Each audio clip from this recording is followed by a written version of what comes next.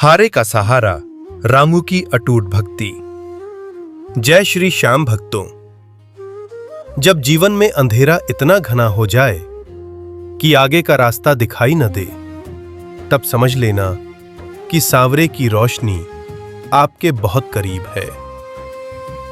आज की यह कहानी सिर्फ एक कहानी नहीं है, यह विश्वास की वो जीत है जो पत्थर को भी पिघला देती है।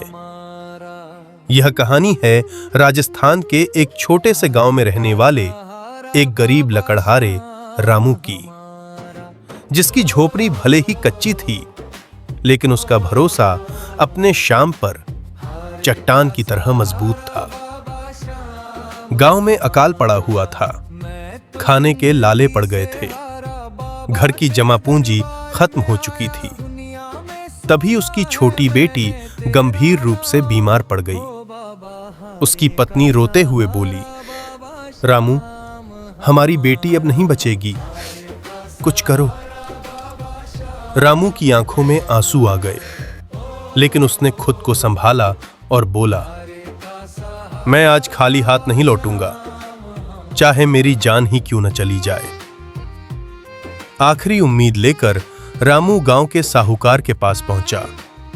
वो हाथ जोड़कर बोला, मालिक, मेरी बेटी की जान बचा लीजिए, मुझे कुछ पैसे उधार दे दीजिए, मैं दिन रात मेहनत करके आपका कर्ज चुका दूंगा।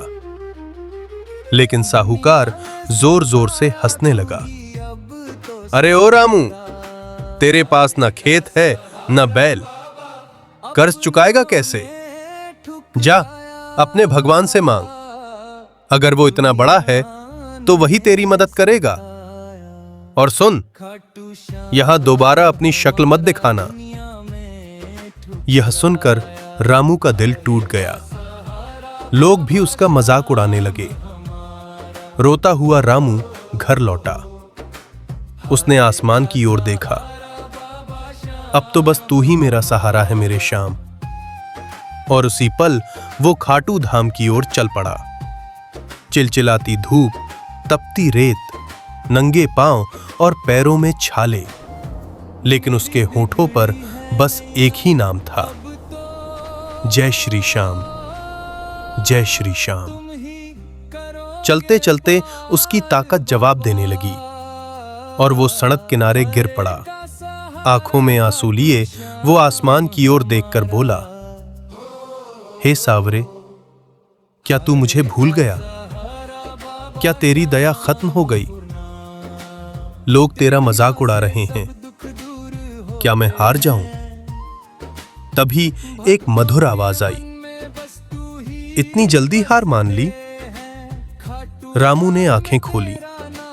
उसने देखा एक सुंदर सा ग्वाला उसके सामने खड़ा था। उसके चेहरे पर अजीब सी शांति थी। वो मुस्कुराकर बोला, पगले, वो सांवरा हर कदम पर तेरे साथ था, तूने बस उसे पहचानने में देर कर दी। यह कहकर उसने एक पोटली रामू को दी।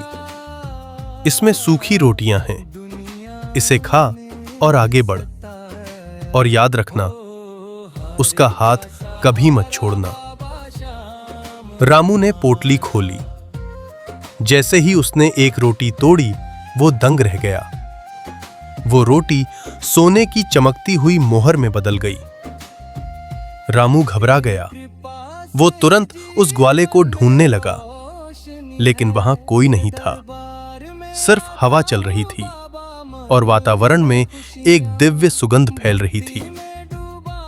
रामू समझ गया, वो कोई साधारण ग्वाला नहीं था, वो स्वयं उसका श्याम था। रामू दौड़ता हुआ खाटू धाम पहुंचा और बाबा के चरणों में गिर पड़ा। मैं तो हार गया था बाबा, आपने मुझे संभाल लिया। जब वो घर लौटा तो उसने देखा उसकी बेटी पूरी तरह ठीक हो चुकी थी और उसके घर में अब किसी चीज की कमी नहीं थी।